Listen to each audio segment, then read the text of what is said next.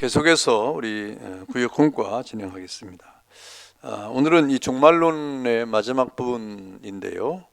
이 새 하늘과 새 땅, 우리가 자주 듣고 있는 새 하늘과 새 땅, 이걸 한문으로는 신천신지, 또 줄여는 신천지 이렇게 말하죠.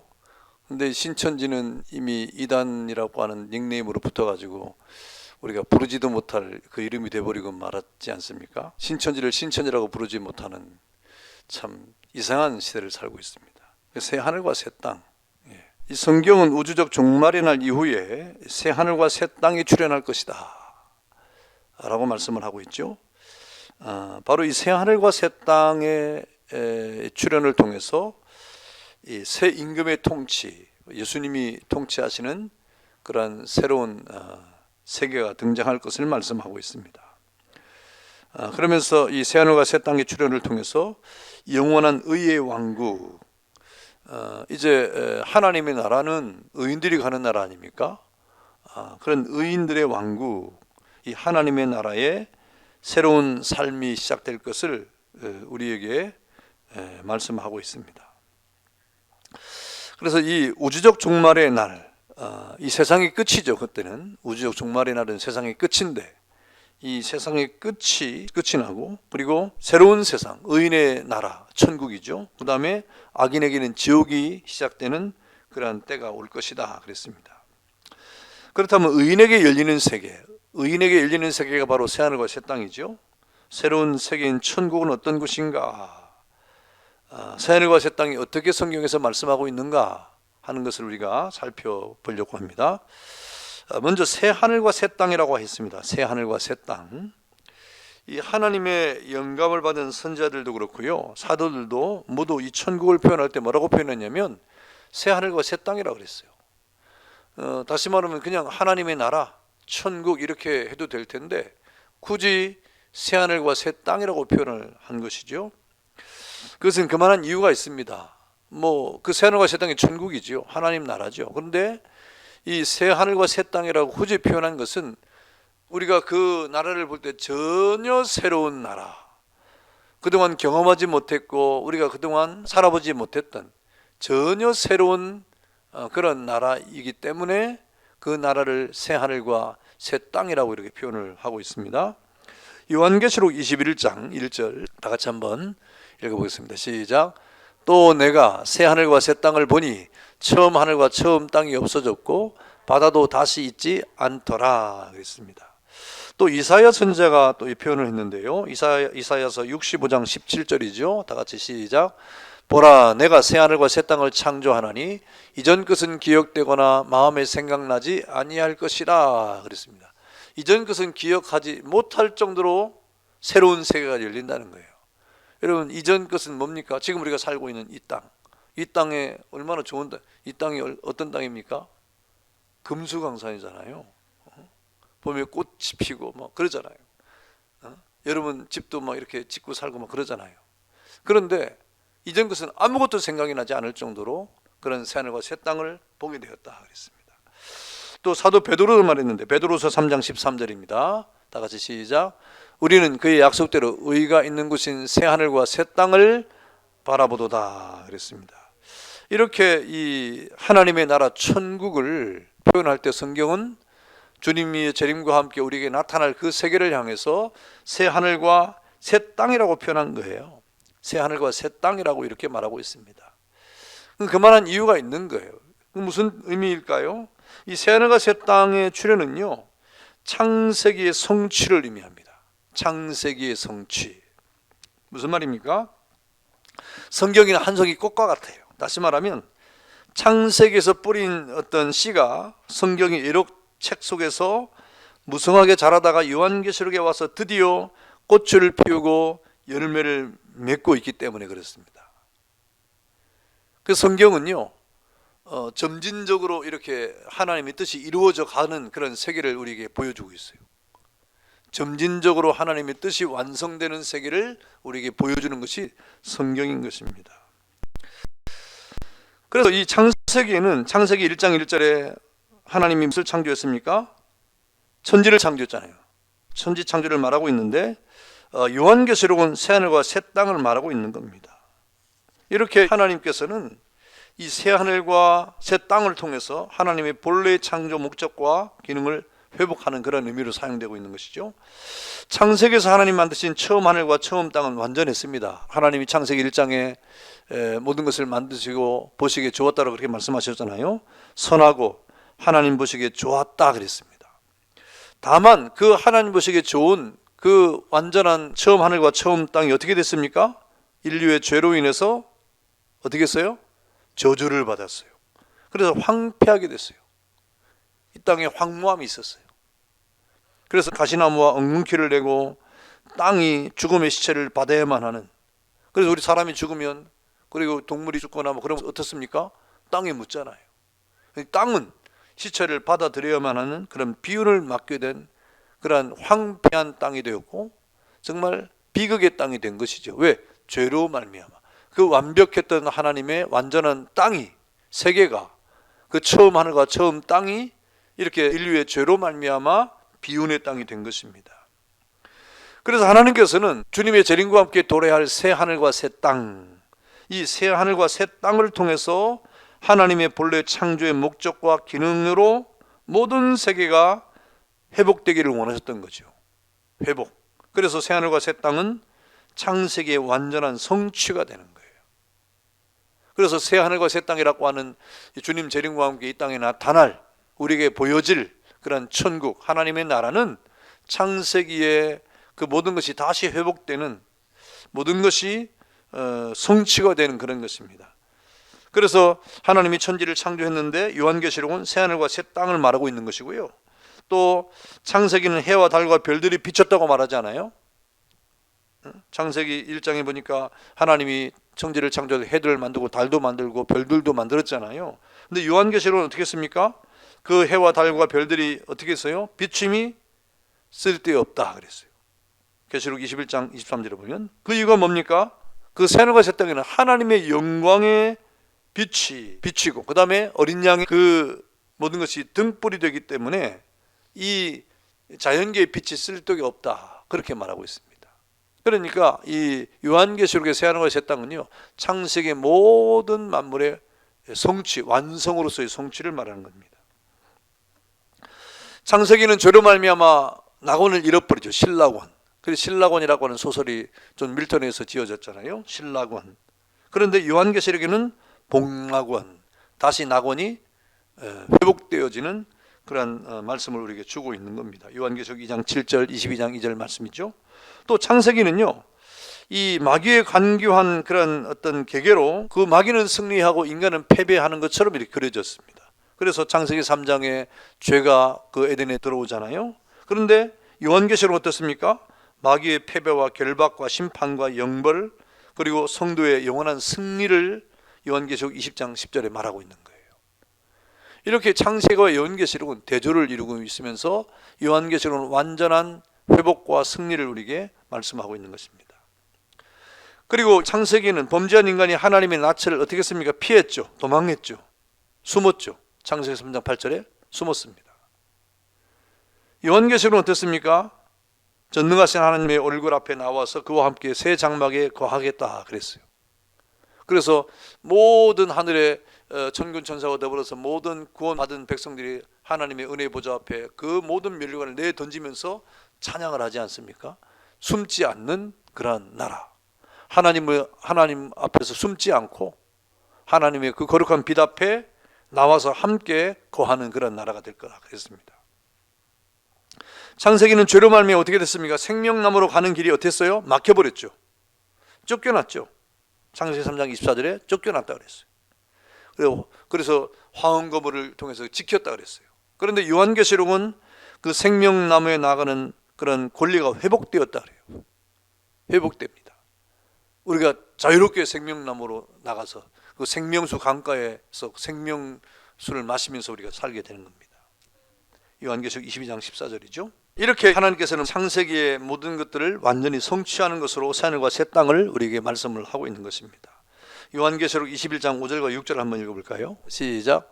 보좌에 앉으신가 이르되 보라 내가 만물을 새롭게 하노라 하시고 또 이르시되 이 말은 신실하고 참되니 기록하라 하시고 6절 또 내게 말씀하시되 이루었도다 나는 알파와 오메가요 처음과 마지막이라 내가 생명수 샘물을 목마른 자에게 값없이 주리니 그랬어요. 이제 저 새하늘과 새 땅에서는 마음껏 강가에 심겨진 생명나무를 향하여 우리가 마음껏 가서 생명의 물을 마시면서 영생하도록 우리가 이 땅을 살아가게 될 것이다. 그렇게 말씀하고 있죠. 그래서 이 새하늘과 새 땅이라고 하는 것은 창세기의 성취를 우리에게 의미한다 그렇게 말했습니다. 또 두 번째는 이 새하늘과 새 땅의 출현은 뭐냐면 새로운 창조가 아니라 만유의 갱신을 의미한다 그랬어요. 새로운 창조, 전혀 없던 것이 갑자기 새롭게 나타나는 것이 아니라 갱신을 의미합니다. 갱신. 그 이유가 뭐냐면 이 새하늘과 새 땅에 사용되어진 새롭다는 말 자체가 어떤 단어냐면 갱신을 의미하는 단어예요. 갱신을 의미하는 단어예요.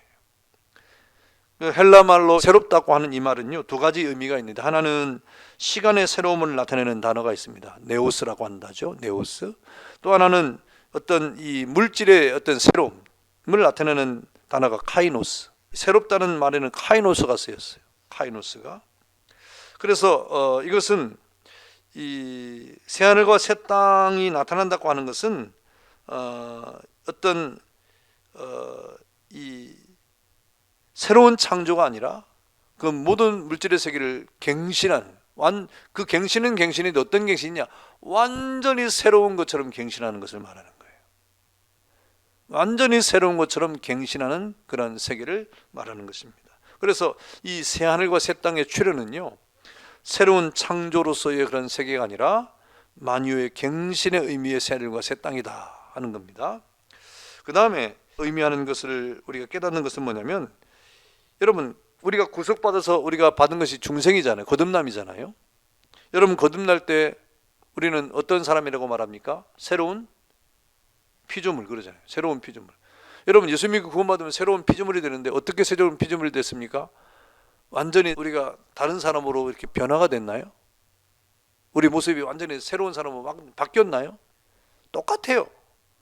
그런데 우리를 뭐라고 말합니까? 새로운 피조물이라고 그렇게 말합니다.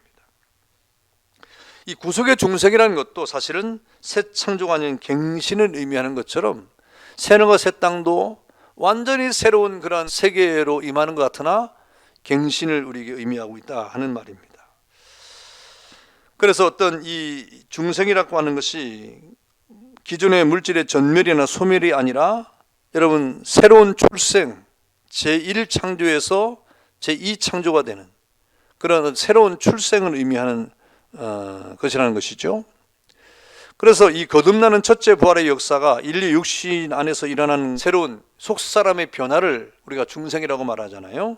그런 것처럼 사실상 우리의 새 하늘과 새 땅도 바로 그렇다는 것입니다. 그래서 사도 바울이 뭐라고 말했습니까? 고린도후서 5장 4절 한번 보겠습니다. 고린도후서 5장 4절 한번 읽어보세요. 시작. 참으로 이 장막에 있는 우리가 짐진 것 같이 탄식하는 것은 벗고자 함이 아니요 오히려 덧입고자 함이니 죽을 것이 생명의 삼킨 바 되게 하려 함이라 그랬습니다. 그러니까 우리가 고린도후서의 장막이라고 해서 육신을 말하는 것인데 육신이 어떤 우리가 모든 것을 벗어버리는 것, 완전히 탈피하는 것처럼 벗어버리는 것이 아니라 덧입는 것이다. 하나님의 생명을 덧입는 것이다. 이렇게 말하고 있는 겁니다. 또 17절 고린도서 5장 17절 한번 읽어보겠습니다. 시작. 그런즉 누구든지 그리스도 안에 있으면 새로운 피조물이라 이전 것은 지나갔으니 보라 새 것이 되었도다 그랬습니다. 여러분 우리 새 것이라는 것은 속사람의 완전한 새로움을 말하는 것이죠. 이렇게 우리의 변화라고 하는 것은 완전한 어떤 탈피의 과정을 통해서 뭔가 새로운 창조물로서의 어떤 모습으로 취하는 것이 아니라 우리 속사람의 변화를 의미하고 있는 것입니다. 그게 갱신이라 이 말이죠. 그 다음에 이 새하늘과 새 땅의 출현이 갱신을 의미하는 이유가 뭐냐? 신자들의 마지막 육체의 부활이 무에서의 새 창조가 아니라 기존 육체의 변화이기 때문이다 그랬습니다. 우리 제1창조, 다시 말하면 제1창조라는 말은 우리가 구원받은 것을 말하는 것입니다. 받을 때도 우리 속사람의 변화를 일으키지만 두 번째, 우리가 새로운 어떤 은혜 안에서 예수님의 재림 때 육체가 부활할 때도 어떤 부활을 합니까? 새로운 창조의 부활이 아니라 기존의 육체의 변화. 우리 육체가 어떻게 변합니까? 부활체로 변하는 거예요. 영생체로 변하는 거예요. 기존의 육체가 그렇게 변하는 것입니다. 그래서 그리스도의 구속이라고 하는 것은 타락한 인간의 육체를 타락했으니까, 죄에 물들었으니까 이제는 이 육체는 쓸모가 없는 것이니까 소멸시키자, 멸절시키자 하는 것이 아니라 이 말입니다. 죄로 물들었으니까 이 물든 세상을 더 필요 없지 않느냐 하고 우리 육신을 완전히 소멸시키는 그런 부활이 아니라, 새로운 창조의 부활이 아니라 그 육체, 타락한 육체를 어떻게 합니까? 본래의 영광의 영생의 영화의 어떤 진리로 갱생시키는 거예요. 완전한 피조물로 우리의 몸도, 우리 속사람도 그렇게 변화시켰던 것처럼 우리 몸도 완전히 변화시키는 그런 작업을 하는 것입니다. 고린도전서 15장 42절부터 44절 말씀 한번 보겠습니다. 다 같이 한번 읽읍시다. 시작. 죽은 자의 부활도 그와 같으니 썩을 것으로 심고 썩지 아니할 것으로 다시 살아나며, 욕된 것으로 심고 영광스러운 것으로 다시 살아나며, 약한 것으로 심고 강한 것으로 다시 살아나며, 육의 몸으로 심고 신령한 몸으로 다시 살아나나니 육의 몸이 있은즉 또 영의 몸도 있느니라. 우리 육신의 몸이 죄로 물들어 가지고 완전히 소멸시키거나 멸절시키는 것이 아니라 우리 이 연약하고 또 썩을 거, 욕된 거, 약한 거, 이것이 심겨지면, 다시 말하면 땅에 묻어버리면 이 말입니다. 썩어지면 어떻다 이 말입니까? 썩지 아니하고 또 영광스럽고 또 강한 것으로 다시 살아나는, 살려내는 부활이 우리에게 있을 것이라 하는 것이죠. 그래서 새하늘과 새 땅도 역시 마찬가지라는 것입니다. 하나님께서 하시는 이 역사 가운데 우리 육체의 부활도 그렇게 하신 것처럼 새하늘과 새 땅도 역시 새로운 창조가 아니라 만유의 갱신을 의미하는 것이다 하는 것이죠. 그 다음에 용회란 말은 소멸이 아니고 변형이기 때문이다 그랬어요. 베드로후서 3장 12절 13절 말씀 한번 읽어보겠습니다. 베드로후서 3장 12절 13절 다 같이 시작. 하나님의 날이 임하기를 바라보고 간절히 사모하노라. 그 날에 하늘이 불에 타서 풀어지고 물질이 뜨거운 불에 녹아지려니와 13절 우리는 그의 약속대로 의가 있는 곳인 새하늘과 새 땅을 바라보도다 그랬어요. 여기 보니까 우리가 하나님의 날이 임하기를 간절히 바란다, 사모한다 그랬어요. 하나님의 날이 무엇입니까? 주님의 재림의 날이에요. 심판의 날이에요. 그런데 그 날이 어떤 일이 벌어지느냐? 하늘이 불타서 풀어지고 체질이 뜨거운 불에 녹아진다 그랬어요. 여러분, 이것은 완전한 소멸을 말하는 것이 아니라 풀어지고 또 녹아진다는 말은 뭐냐면 용해예요. 용해. 녹는 걸 말해요. 고체에서 액체가 되는 것처럼 용해는 녹는 거죠. 우리 과학 시간에 그렇게 배우지 않습니까? 용해는 뭔가 변형은 되어지는데 어떻게 변형되느냐? 고체에서 액체화가 되는, 녹아지는 그런 상태를 말하는 것이죠. 그래서 여기서 말하는 표현은 뭡니까? 하늘이 불에 타서 풀어지고 체질이 뜨거운 불에 녹아진다 하는 것은 완전 소멸이 아니라 용해를 의미하는 그런 단어인 것입니다. 그래서 변형을 의미하는 변형입니다. 그래서 새로운 이 새하늘과 새 땅은요, 완전히 새로운 창조의 세계가 아니라 갱신을 의미하는 것이다 하는 것을 성경은 계속해서 말씀을 하고 있는 겁니다. 갱신입니다. 그런데 갱신이 그냥 우리가 이 땅에서 쓸모없게 된 것을 고쳐 쓰는 그 정도가 아니고 완전히 새로운 모습으로의 탈바꿈이에요. 완전히 새로운 모습으로 우리가 죽을 몸이 주님의 부활 때 다시 부활해서 새로운 부활체로 변화가 되는 것처럼, 완전히 새로운 그런 부활체로 영광체로 변화가 되는 것처럼 이 새하늘과 새 땅도 그렇게 갱신되어진다 하는 말입니다. 그리고 이 새하늘과 새 땅의 출현은 뭐냐? 모든 비극의 종말을 의미합니다. 다시 말하면 죄악의 역사와 죄악의 세계의 종말을 의미하는데요. 왜냐? 이 세상의 심판과 함께 모든 것이 끝나기 때문에 그렇습니다. 죄의 끝입니다. 죄의 끝. 그래서 여러분, 새하늘과 새 땅에서는 다시는 죄가 없는 거예요. 그 죄가 없다는 것은 다시는 눈물이 없다고 성경이 말하죠. 다시는 탄식이 없고 그리고 죽음이 없고 그렇습니다. 그래서 이 새하늘과 새 땅은 뭐냐? 무죄의 세계의 새 출발을 나타내는 거예요. 무죄의 세계. 더 이상 죄가 침노하지 못하는 곳이 되는 것이죠. 이 죄로 타락한 인간은 그 죄로 인해서 에덴동산에서 살기에 부적합하지 않았습니까? 그래서 어떻게 했습니까? 하나님이 에덴동산을 어떻게 만들었어요? 무죄의 세계로 만들었어요. 근데 사람이 어떻게 했습니까? 죄로 말하면 타락했잖아요. 그래서 하나님께서 무죄의 세계는 에덴 동산에서 어떻게 했습니까? 어떤 조치를 취했나요? 죄인인 아담과 하와를 쫓아냈잖아요. 그래서 에덴 동산을 무죄의 세계로 만들어 놓은 거예요. 반면에 예수 그리스도 안에서는 새로 지음을 받고 영원한 부활의 몸을 입은 영화로운 성도는 본질적으로 이 죄악된 세상에 살기에 부적합합니다. 이 세상이 죄악된 세상이잖아요. 근데 우리는 이 죄악된 세상에서 구원을 받은 사람들이에요. 그래서 결국 우리는 이 죄악된 세상에서 구원을 받은 사람이기 때문에 구원받은 의인들은 이 죄악된 세상에 살 수 있는 사람입니까? 안 됩니까? 살 수 없죠. 살 수 없죠. 그래서 하나님이 어떻게 하신 것이냐? 새 하늘과 새 땅을 준비하시는 거예요. 누구를 위해서? 우리를 위해서. 우리를 위해서. 그래서 그리스도 안에서 새로 지음받은 새 사람은, 그래서 우리는 어디에 적합한 사람으로 이렇게 사는 사람입니까? 새 하늘과 새 땅에 살아가기에 적합한 사람들이 되기 때문에 저와 여러분들을 위해서 하나님께서 새 하늘과 새 땅을 출현시킨다 이 말입니다. 새 하늘과 새 땅을 출현시키는 거예요. 무죄의 세계를 출현시켜서 우리를 거기에서 거하도록 하신다는 것입니다. 여러분, 이것이 성경의 이사야서나 또 요한계시록에서 계속해서 줄기차게 우리에게 말씀하시는 그런 내용입니다. 그래서 예수님께서도 말씀하시죠. 요한복음 14절에 마지막 설교에서 내가 너희를 위해서 뭘 준비하러 간다고요? 초소를 준비하러 가겠다. 그 초소를 다 준비하면, 예비하면 나 있는 곳에 너희도 있게 하기 위해서 내가 다시 오겠다 그랬어요. 그 초소가 무엇입니까? 새 하늘과 새 땅이에요. 왜? 우리는 이 죄악된 세상에서 살 수 없는, 이 죄로부터 구원받은 존재이기 때문에 우리는 여기서 살 수 없어요. 그런 부적합한 땅이에요. 그렇기 때문에 새 하늘과 새 땅을 예비하시기 위해서 가셨다 그랬습니다. 여러분, 새 하늘과 새 땅이 출현하면 어떤 일이 벌어지느냐? 모든 비극을 기억나지 않게 하기 위함이다 그랬어요. 모든 비극을 기억나지 않게 하기 위함이다. 이사야 65장 17절 한번 읽어보겠습니다. 다 같이 시작. 보라, 내가 새 하늘과 새 땅을 창조하나니 이전 것은 기억되거나 마음에 생각나지 아니할 것이라 그랬어요.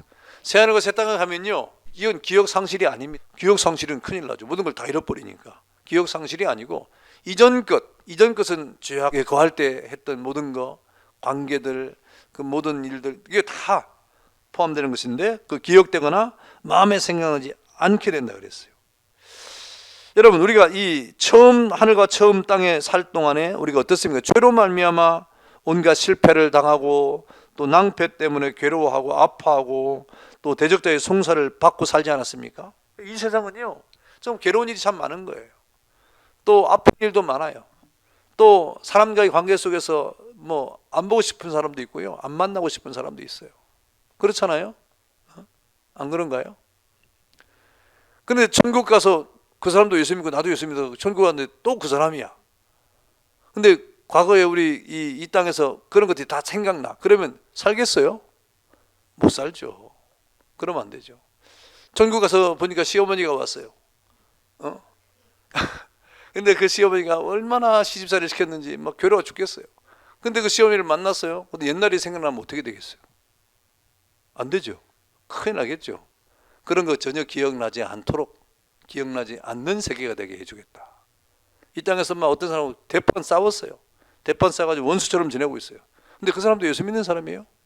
근데 천국 가니까 그 사람이 왔어요. 근데 옛날이 생각나면 어떻게 되겠어요? 또 안 되잖아요. 그런 거 생각나지 않고 기억나지 않는다. 모든 비극이 기억나지 않는 세계, 새 하늘과 새 땅. 그러니까 모든 것이 이제 다 리셋되면서 완전한 영광만 있는 그런 세계가 되는 것이죠. 그래서 이 새 하늘과 새 땅이 출현하면 이전 것은 기억되거나 마음에 생각나지 아니할 것이다 그랬습니다. 모든 비극이 나고 기억조차 나지 않는 세계, 그것이 바로 새 하늘과 새 땅이 될 것이다. 이건 기억 상실이 아닙니다. 그런 이 땅의 죄악과 관련된 모든 것이 하나님의 영광 가운데 감춰져 버리는 그런 세계입니다. 그러는 가운데 여러분, 모든 것을 다 잃어버리는 건 아니에요. 우리의 이 세상에서의 모든 관계, 예수님도 우리가 알아볼 수 있고, 이제 저 가면 아이고 우리 광명교에서 충성했던 권사님이 저기 계신, 이것도 다 알 수가 있죠. 다 그런 건 다 기억납니다. 선한 것, 온전한 것, 영광스러운 것, 여름 해같이 빛나기 때문에 그런 건 다 아유 광명교에서 저렇게 말도 안 듣고 했던 분이 또 왔네 이게 아니고 이 그렇게 여러분 헌신과 봉사하고 충성했던 것이 다 그런 건 다 기억나고 그 왜 그런 기억이 안 나고 참 좋죠.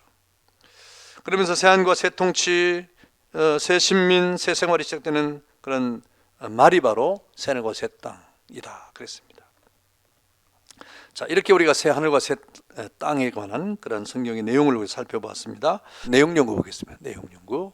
자, 1번. 다음은 성경이 천국을 새 하늘과 새 땅이라고 표현하는 이유에 대한 설명입니다. 맞는 것으로 높여 틀린 것은 X표를 하십시오 그랬어요. 1번. 새 하늘과 새 땅의 출현은 창세기는 별개의 세계가 열림을 의미한다. 아니죠? 창세기에 대한 완전한 회복이죠. 2번. 새 하늘과 새 땅의 출현은 창세기의 성취를 의미한다. 오, 맞죠? 3번.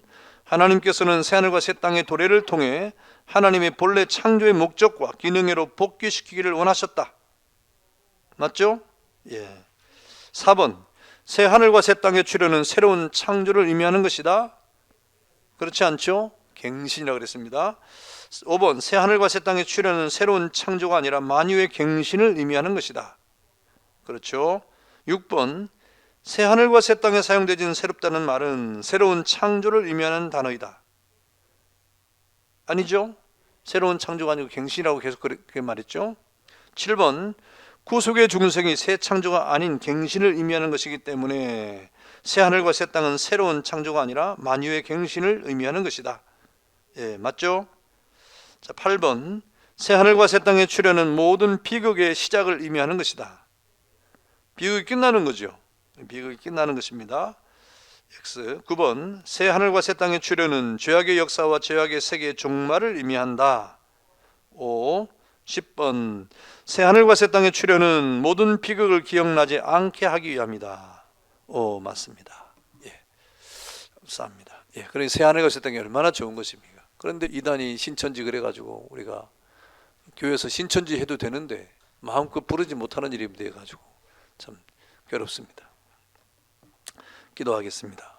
자비하신 아버지 하나님 감사합니다. 우리에게 예비된 새하늘과 새 땅, 믿는 자를 위해서 의인들의 세계, 하나님의 영광의 나라를 우리 주님이 예비하신다고 하신 그 나라입니다.